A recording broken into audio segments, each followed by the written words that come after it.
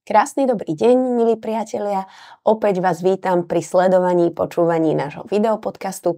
Aj dnes so zaujímavým hosťom. Dnes prijala naše pozvanie pani Katarína Poncová, ktorá je business manažérka v ING Hubs Slovakia. Dobrý deň. Dobrý deň, prajem. A keďže pani Katarína je aj mama, aj pracujúca žena, samozrejme sa budeme rozprávať o jej živote a aj o tom, ako dokáže sklbiť vlastne svoju pracovnú pozíciu a celkovo prácu so životom mamy. Ešte raz teda dobrý deň. Ja by som možno začala tak odľahčene, že ako vyzerá váš bežný deň teraz? Zaujímavá otázka na rozstrel. Neviem, mám tendenciu povedať, že asi ako bežného pracujúceho človeka ráno sú to nejaké tie vlastne budiček, prípravy detí do školy, aj keď oni sú už pomerne teda takzvané, ja hovorím bezúdržbové, keďže sú už väčší. V podstate vozím deti do školy, lebo máme školu trošku ďalej od bydliska, následne presun na office. Tam strávim nejaký ten pracovný čas, ktorý je potrebný. Niekedy sú dní, kedy teda potrebujem sa presunúť z tej práce skôr, kvôli tomu, že deti vozím na krúžky a podobne. No a potom už keď sa na večer zozbierame všetci doma, tak klasická nejaká tá príprava večere, niekedy mám večer, že si idem zacvičiť alebo nejaká prechádzka vonku a asi takto to celé zbehne. Znelo to ako veľmi príjemný a produktívny deň, zároveň musím povedať. Možno to bude pre niektorých, minimálne pre tých, ktorí nás aj vidia, prekvapivé, ale vy v biznise pracujete už 20 ročia. Áno. Áno, lebo teda vyzeráte výborne, musím povedať. Ďakujem pekne. A preto sa chcem spýtať, že to je naozaj dostatočne dlhý čas na to, aby človek sledoval nejaké zmeny, nejaký progres, ale možno aj niečo negatívne, čo sa tam mohlo udieť. Takže či by ste nám vedeli to ako keby tak zhodnotiť za svoju pracovnú kariéru, že čo sa pomenilo vlastne v tej oblasti vašeho biznisu? Čiže bavíme sa celý ten vývoj, čo som mala možnosť zažiť. Vyskúšať, presne tak. Tak tá odpoveď bude možno trošičku dlhšia, ale v podstate taký ten prierez. Úplne na začiatku kariéry ja som teda pracovala v personálnej agentúre. Pracovala som tam ako konzultant a stále hovorím, že to by mali absolvovať všetci, lebo je to škola z hľadiska komunikácie, z hľadiska písania mailov, prípravy na stretnutia, pretože v tej personálnej agentúre som mala možnosť stretnúť od pozícií na obchodníkov, Oracle manažérov, príjmacích technikov do autoservisu. Čiže skutočne ten rozptyl tam bol veľmi široký a v tej komunikácii mi to veľmi pomohlo aj potom do tých následujúcich pozícií. No a potom vlastne som začala pracovať v korporáte, v ktorom teda som zotrvala nejaký ten čas. Tie zmeny boli primárne akoby v tom pracovnom prostredí, lebo ono, keď sem prišiel ten outsourcing ako taký, tak bolo to pre nás, by som povedala, nové. Poznali sme to možno z amerických filmov, veľké open spacey a podobne. A teda boli sme aj trochu zvedaví, chceli sme pracovať, celé sa to tu tvorilo. Tvorilo sa to, začínali sme, to znamenalo aj nadčasy, nastavovanie procesov, všetko to bolo pre nás všetkých nové. A teda bolo to také, že všetci sme boli ponorení do tej práce a v tom čase, čo vnímam teraz s odstupom, je, že bol ten bežný život ako keby taký izolovaný od tej práce, že teraz si tu v práci, tak pracuj, musíš byť produktívna a ani pomaly súkromný hovor, akože, že to bolo také vyslovene fokus na tú prácu. A teraz s odstupom času, možno aj ako sme v Hubse, je to také viac ľudské, že jednoducho všetci vieme, že máme tie svoje súkromné životy, vie to manažer v Amsterdame, funkčný šéf, vie to manažer tu. A je to o mnoho také príjemnejšie a pokojnejšie, aj keď samozrejme ten pracovný výkon musí byť a teda tá dynamika je tam, ale je tam o mnoho silnejší ten ľudský faktor. Je to taký trend, ktorý myslíte, že dlhodobo nastáva, alebo môžu sa nájsť ešte stále korporáty, ktoré aj teraz vlastne v 21. storočí, v roku 2025 sú také striktne pracovne zamerané a izolujú súkromný život svojich pracovníkov? Iba váš názor. Ako ťažko povedať, teraz veľmi tak, čo viem, že v korporátoch rezonuje, je v podstate po tých koronových rokoch je to návrat do ofisu, aj u nás o tom boli veľmi, v angličtine hovoríme, že fruitful discussion, čiže veľmi také diskusie, čo je áno, čo nie. A napríklad pre mňa, tým, že som mala možnosť skúsiť aj iný ten korporát a straviť tam nejaký čas, že pre mňa toto absolútne nie je téma, pretože napríklad my sme mali také prísne pravidlá v istej dobe, ja neviem, nemohla som si nosiť telefón do produkčnej zóny. Čiže sme si zamykali telefóny, ako teraz vlastne žiaci v školách majú skrinky na telefóny, tak my sme ich mali tak vo firme. Že ja niekedy, keď to takto pomenovávam, tak sama tomu nechcem uveriť, že to tak bolo. Alebo ja neviem, že nemohli sme nosiť rifle, museli sme mať teda biznis odev každý deň, potom sme po nejakom čase vybojovali piatky, boli proste casual Friday a mohli sme mať rifle. Čiže teraz, keď sa my tu bavíme o nejakom návrate do ofisu, po tom všetkom, čo my sme tam ako keby absolvovali, mne to príde také akože úsmevné. A teda k tej otázke, pardon, že či sú ako keby, že striktné tie korporáty, ja si myslím, že všetko sa to vyvíja, prispôsobuje sa to tak tým okolnostiam a tomu trhu. Čiže ako keby všetky tie korporáty, my sa tak pohybujeme, že spoločne, by som povedala. Spomenuli ste koronové obdobie, áno, to bolo jednoznačne veľká zmena pre väčšinu ľudí pracujúcich, pretože sa presunuli do domácnosti, možno to bolo náročnejšie. Pre niektorých naopak, tých, ktorí možno bývajú sami, nemajú tam nejaké rušivé elementy a tak to bolo veľmi výhodné. Každý si na to zvykol iným spôsobom, niekto chcel navrať do kancelárie, niekto nie. Ako toto obdobie ovplyvnilo, toto koronové prácu u vás v Hubse práve? Prispelo to pozitívne alebo negatívne k tomu nastaveniu vašej firmy? Ja si myslím, že nám to tak ako by nám to pomohlo objaviť nové možnosti, ktoré tá firma má, lebo teda Hubs patrí pod hlavičku teda banky, kde sú tie pravidlá skutočne akože pomerne striktné, ale tá korona, čo priniesla v zásade je, že v čase pred koronou ste potrebovali schválenie, aby ste mohli odísť na home office. A v časoch koronových, alebo ešte istú dobu tesne po korone, ste potrebovali schválenie, aby ste mohli ísť na office. Čiže úplne sa to ako keby otočilo a vlastne aj tá firma samotná objavovala, že pokiaľ môže ísť, kde sú tie limity, kde už naozaj treba vlastne striktne, napríklad máme oddelenie platieb, ktoré aj v čase korony proste muselo chodiť na ten office, bola tam udelená výnimka, lebo skutočne tam tie sledovanie systémov, access management a podobne je veľmi prísny. Takže je to proste vývoj. Hovorili ste, že v Hubse máte pocit takého ľudského, príjemného prostredia. Uvoľneného, povedzme. Ako je toto pracovné prostredie, lebo stále je to práca jednoducho. Ako je to zlučiteľné s vašim materstvom? S tým, že doma máte deti a možno keď sa aj vrátime v čase, lebo vlastne my sme sa rozprávali, že ste v Hubse začínali pred 7 rokmi zhruba. To ešte neboli vaše deti až také úplne samostatné a veľké ako teraz. Ako to možno v tom čase bolo? Ako ste to vtedy vnímali? A či ste mali možno pocit, keď ste tam nastupovali, že či to vôbec zvládnete? Lebo to sú veci, ktoré podľa mňa mnohé z nás, mami, riešia, keď majú ešte teda relatívne malé deti alebo maličké deti po tej materskej, keď nastupujú do práce, že ako sklbiť vlastne to materstvo a to pracovné nasadenie. Tak ako sa to vám podarilo a ako ste možno s tým pracovali aj vo svojej hlave?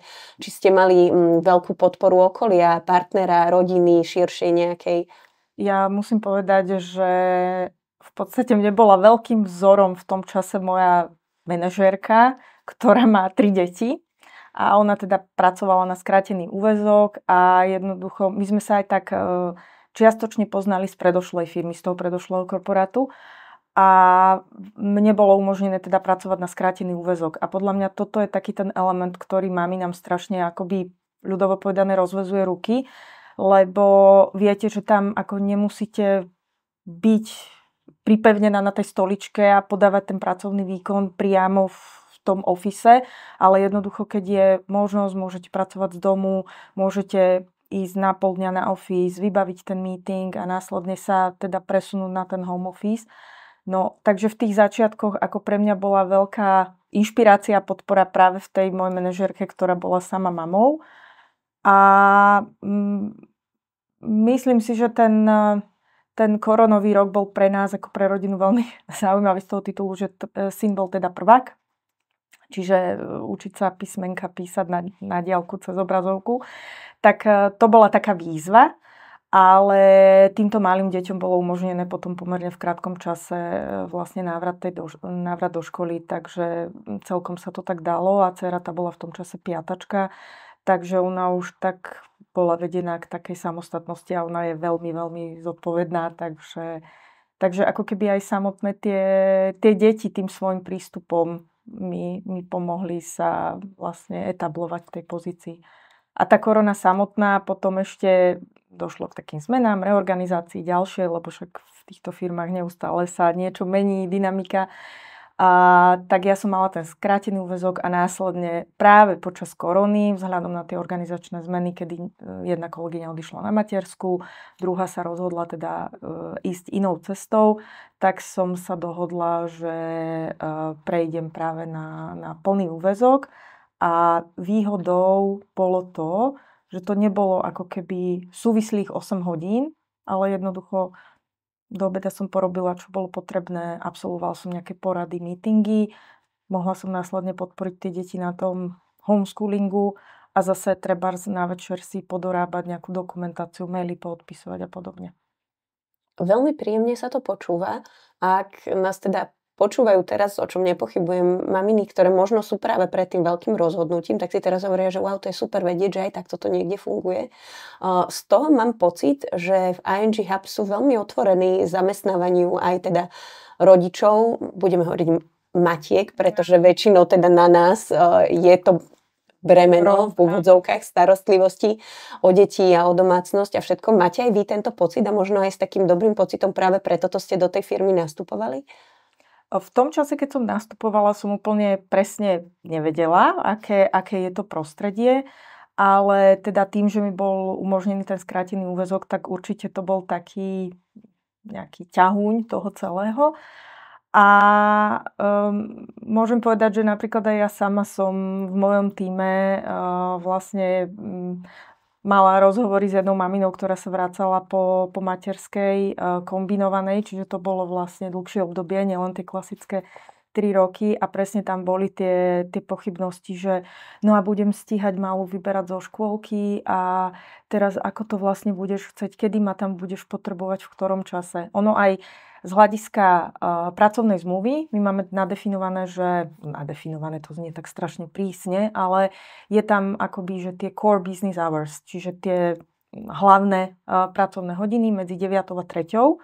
A samozrejme, keď má niekto skrátený pracovný úväzok, tak sa to k tomu prispôsobuje. Čiže áno, tá flexibilita aj pri tom rozhodovaní tie maminy, keď sa majú vrátiť a ja sama vlastne, keď som sa vracala do toho predošlého korporátu, určite tam boli aj nejaké tie strachy, či to teda zvládnem, aj ten pracovný výkon, bol nový šéf, možno nejakým spôsobom ho presvedčiť, že teda som schopná žena, hej, že aj napriek tomu, že teda sa vracam z tej materskej a podobne.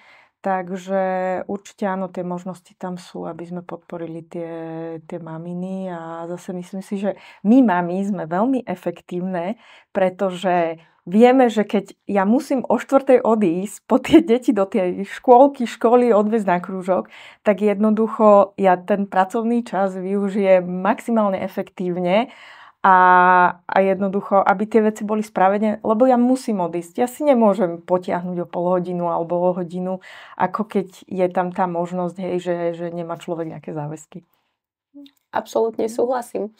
Z toho, čo rozprávate o vašej firme, môže sa stať teraz, že navnadíte nejakú našu diváčku alebo poslucháčku, že by možno sa chcela zúčastniť nejakého pracovného pohovoru u vás.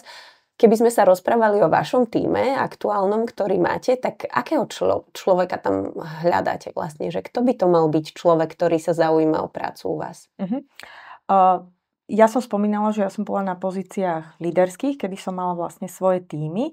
A teraz je to tá rola business manažera, je to čiastočne rola takého špecialistu, ktorý je pravou rukou toho manažera toho tímu, čiže ja nemám aktuálne svojich ľudí, ale v tom širšom nejakom meradle je to vlastne screeningový tím a je to tím, ktorý sa zaoberá vlastne, screening je anglický výraz, ale vlastne sledovaním platieb podozrivých platobných transakcií, aby vlastne banka ako taká nefinancovala nejaké politicky exponované osoby, terorizmus, anti-money laundering a podobne.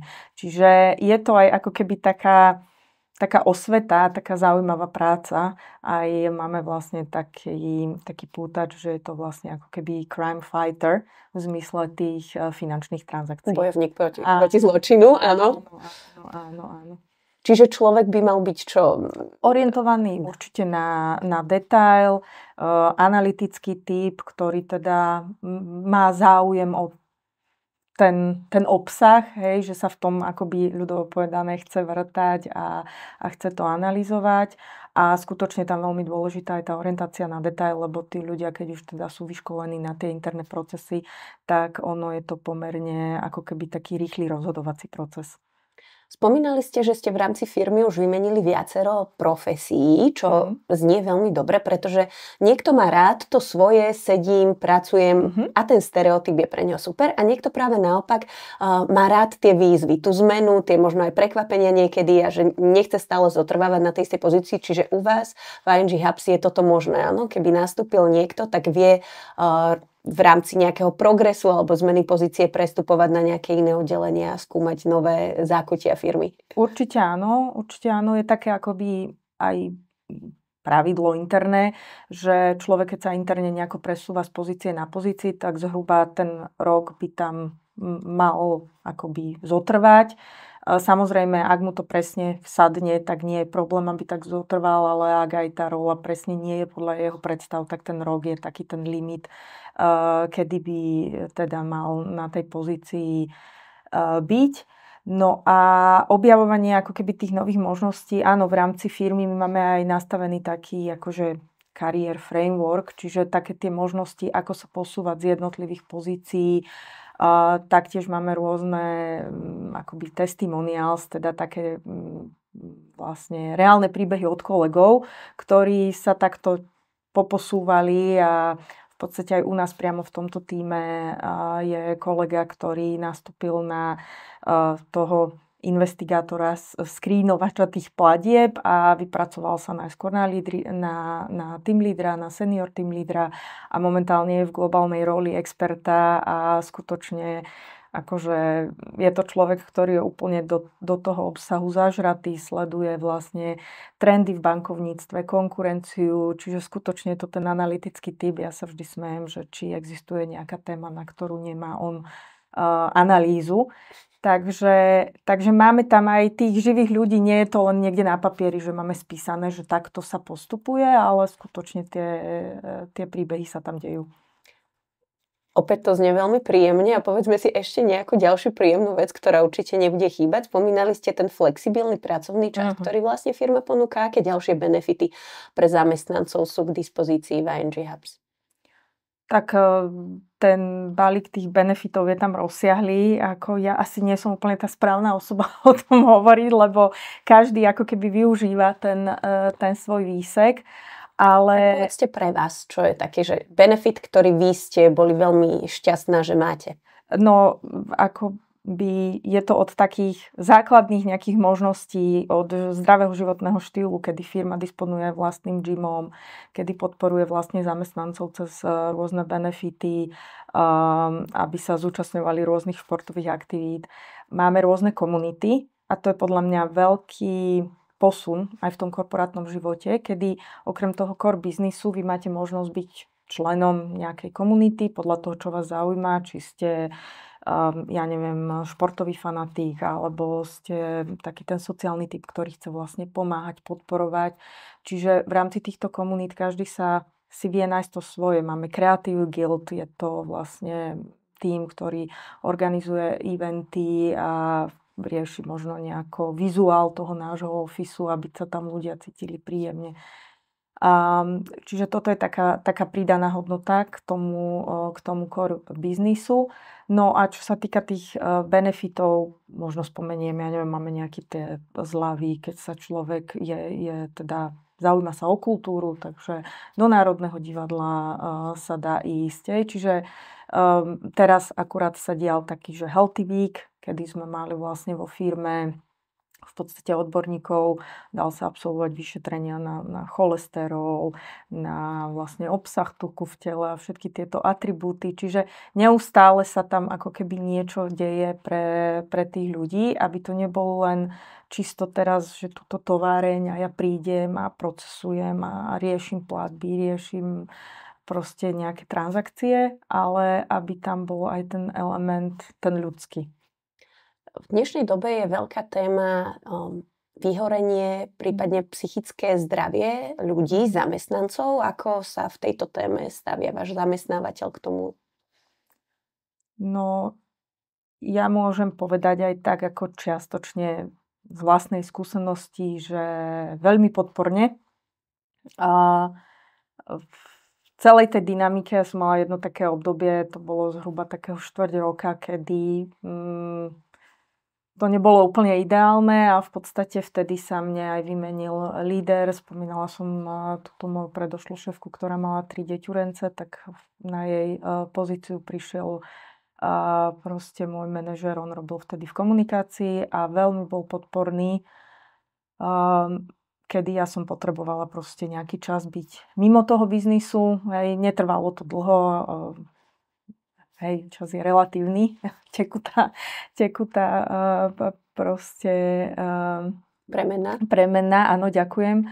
Ale teda zhruba tie 3 mesiace som bola off, tak nejako si to človek usporiadal celé v hlave a potom to bolo v období tesne pred Vianocami, kedy som akože, že už sa chcem po troche vrátiť, pretože som už to bolo ako keby, že dobré, lebo už som cítila tú zodpovednosť, že ide koniec roka, treba riešiť nejaké koncoročné rozhovory so zamestnancami, od toho závisia samozrejme nejaké bonusy, ohodnotenia a podobne.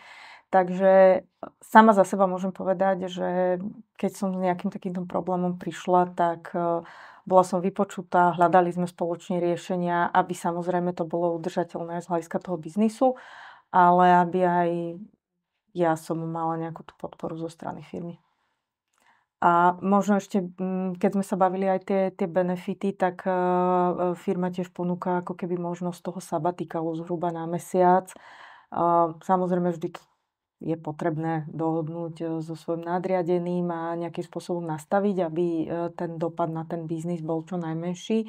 Ale podľa mňa je výborné, že aj na toto sa myslí a jednoducho je to niečo už akoby samozrejme alebo bežné, že je to v tej ponuke tej firmy, že nie je to nejaké tabu, že o tomto sa nehovorí a teda všetci sme tu šťastní a pracujeme a usmievame sa, lebo ako tá práca prináša aj plusy, aj minusy, aj up and downs, takže nie je to stále len prechádzka ružovou záhradou.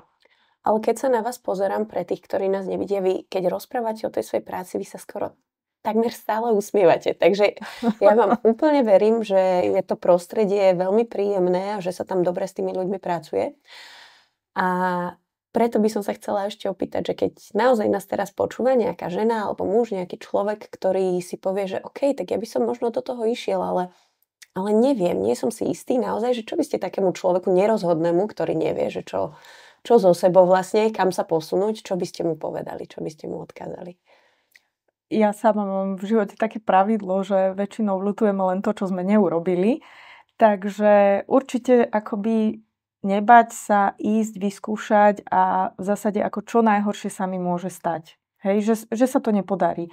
A keď sa to nepodarí teraz, možno aj tá firma, aj ja sám ako človek sa budem nejako vyvíjať a môže sa to podariť o pol roka. Hej, že ono to je ako keby krok k úspechu. Hej, že nie je to, že moje nejaké zlyhanie teraz, že nevyšlo to a teraz okolo toho si vybudujem úplne, ako je to celé zlé.